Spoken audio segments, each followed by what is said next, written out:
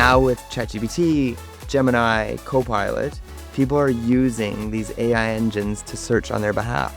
And so being able to answer people's questions is a higher priority than ever. They're trying to grow on these channels, but again, they're still at the mercy of the algorithm. So even if they get, 500 new followers, every time they put out a post.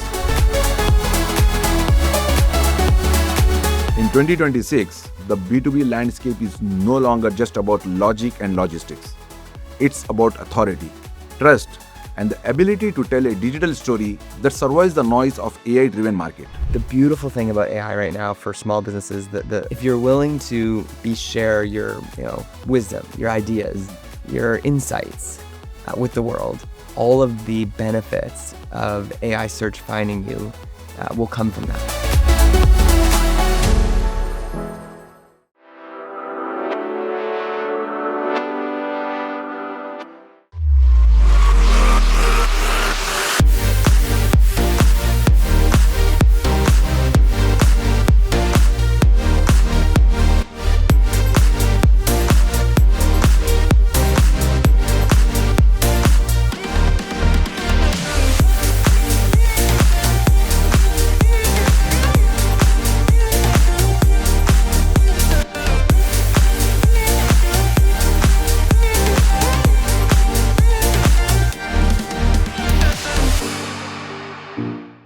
Welcome to the B2B Market Insights Podcast.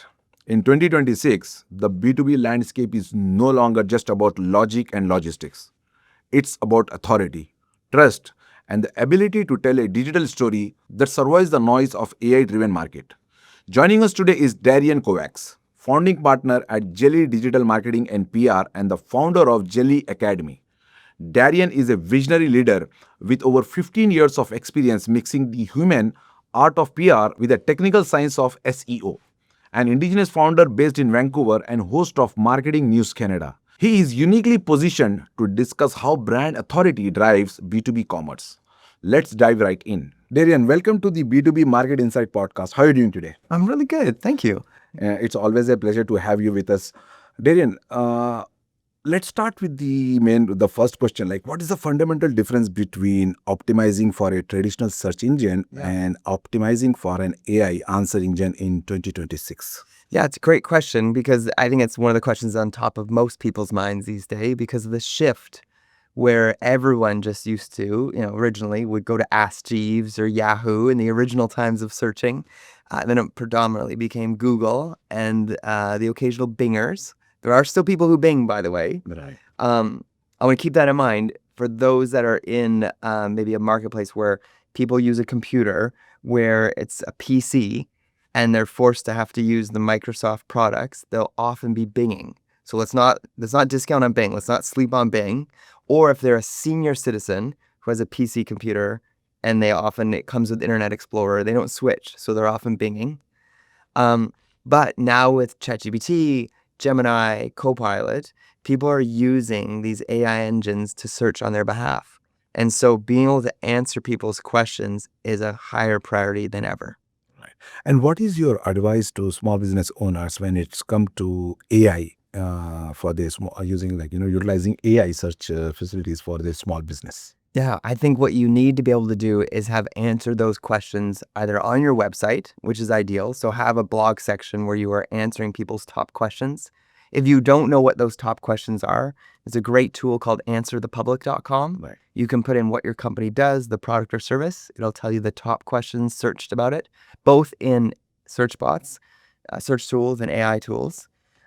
Or even better, produce content on other people's websites, produce content op-eds, opinion editorials, listicles, start creating content that's out there on the internet, even Reddit. Go to Quora, create content that's out there where you are positioning yourself as an expert, having the answer to people's queries. Right. Thank you, Darian, for sharing your insights on AI with our audience. Now, let's discuss about the 5 activities to grow your brand. Of the 5 activities you advocate for, which one offers the quickest win for an SME trying to increase its digital footprint right now? Yeah. I think one of the things that are often forgotten about is Google My Business, also known as Google Maps. Mm-hmm. I would say make sure that you have access to it, you're updating it. And if you think about it, Google kind of owning most of the Google sphere. If you are nice to someone's child and you bring them gifts and you're kind to them, in the same way if you are nice to one of Google's children, which is Google Maps, they're going to be good to you and they're going to rank you higher, especially if you have a bricks and mortar business, a business that people go to. Google My Business is really, really important. Second one would be e-newsletter. It is the only form of social media that you can socialize with that you actually own.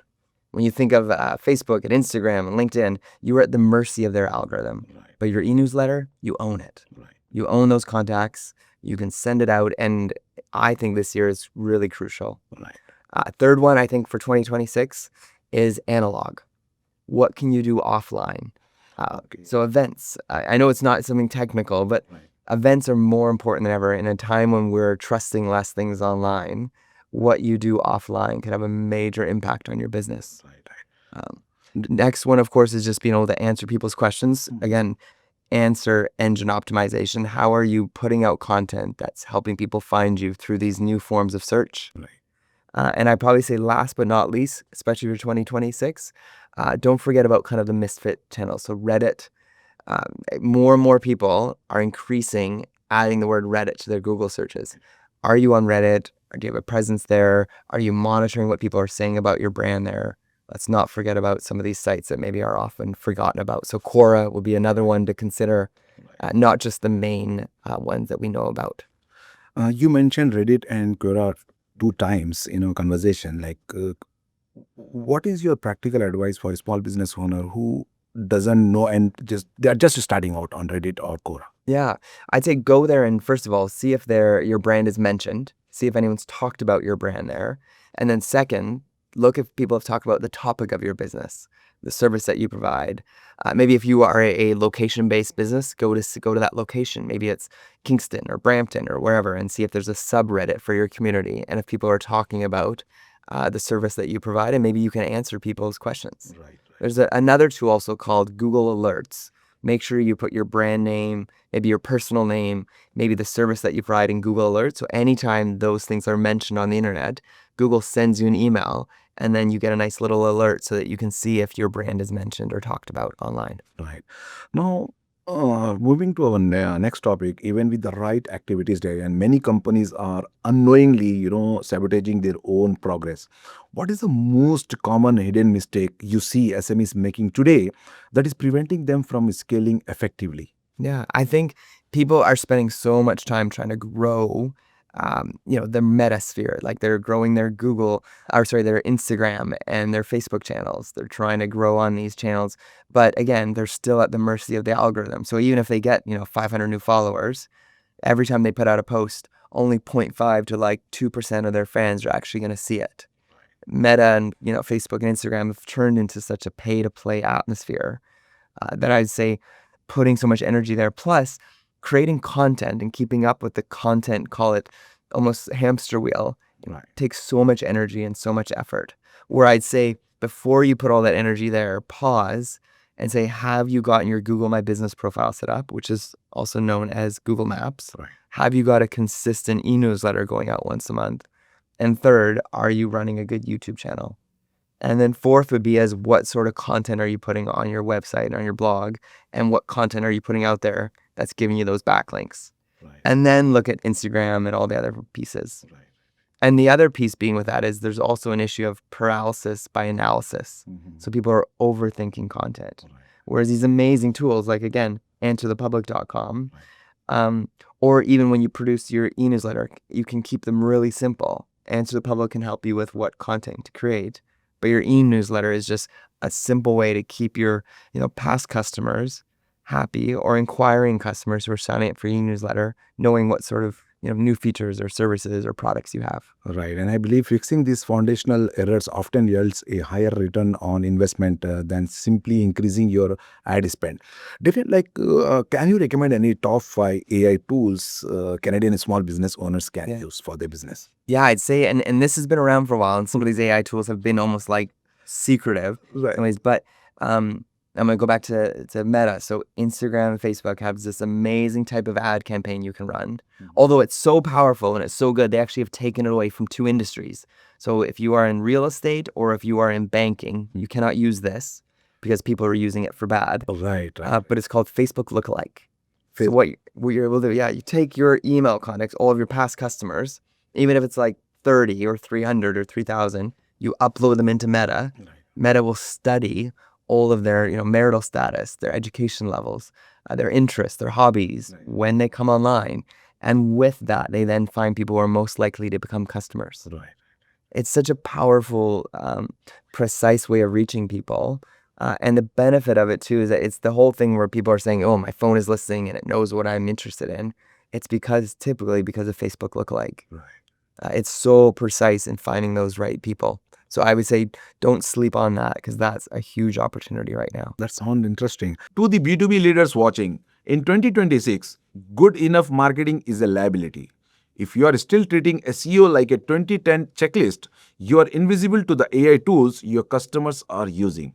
Darian's work at Jelly Academy is proving the brands that win are the ones that blend high authority PR with technical AEO.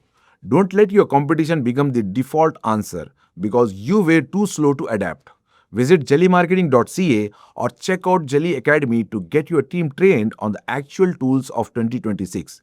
Stop the leaks in your strategy and start building a brand that AI can't ignore. Now let's discuss about building an AEO strategy for B2B. How can a B2B firm, Darian, start structuring its content today to ensure it becomes the cited source for AI-generated answers? Yeah. So B2B especially, it's really key because people do their research. They do their homework. They want to not make a mistake. So I'd say if you have an FAQ section on your website, ramp that up. Add more content on there. Add more questions. Add deeper answers, longer answers, and then start looking at other websites that you can get referenced on. So whether it's trade publications, whether it's chambers, board of trades, Reddit, Quora, all the places on the internet where you can get backlinks back to your site, which references you as an expert on, X or Y topic, so that you then get reference when, say, Gemini or Copilot or ChatGPT is asked about a certain topic or subject. Right. And do you often use cloud as well? Cloud's another option as well. There's so many choices. There's so many options out there. Right? It's like this race to see which one will become the one people use. Right.